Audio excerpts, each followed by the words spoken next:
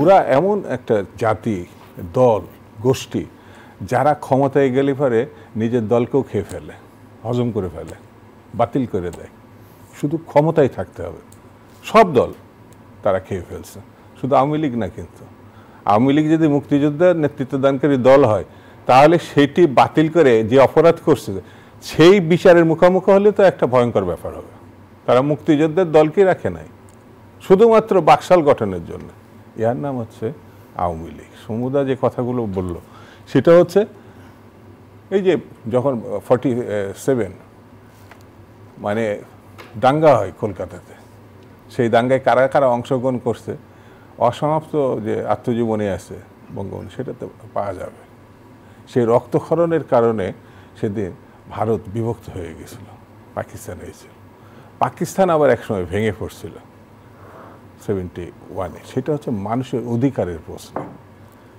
মুসলিম লীগ থেকে আওয়ামী লীগ, আওয়ামী লীগ থেকে। দর্শক আপনারা থাকুন আমাদের সাথে, আমরা আছি চ্যানেল আইয়ের অনলাইন প্ল্যাটফর্মে। জি বলুন। মানুষের যে অধিকার, সেই অধিকারের প্রশ্নে মানুষের রূপান্তর ঘটতে পারে। এই যেমন প্রথম আওয়ামী লীগের জন্মদাতা হচ্ছে মৌলানা ভাসানী, তার সঙ্গে একসময় 2 নম্বর জয়েন্ট সেক্রেটারি ছিলেন খন্দকার মোস্তাক, তারপরে ছিলেন শেখ মুজিবুর রহমান সাহেব।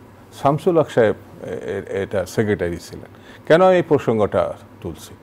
দ্বিতীয়বার আওয়ামী লীগ যখন নিষিদ্ধ হয়ে যায় এবং বঙ্গবন্ধু শেখ মুজিব নিষিদ্ধ করছিলেন, পুনর্জীবন কখন হয়েছে? সেই জিয়া রহমানের সময়, সরকারের সময়।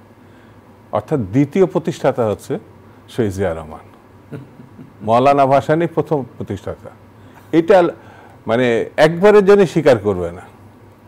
যেমন সমস্ত আওয়ামী লীগ, যেমন 25শে মার্চ বঙ্গবন্ধু শেখ মুজিব পাকিস্তানি হানাদার বাহিনী তাকে গ্রেপ্তার করে। তিনি যাওয়ার আগে বলেছিলেন পালিয়ে যা, নাহলে মারা পড়বি। এটা আপনি আর খন্দকারের বইয়ে পাবেন।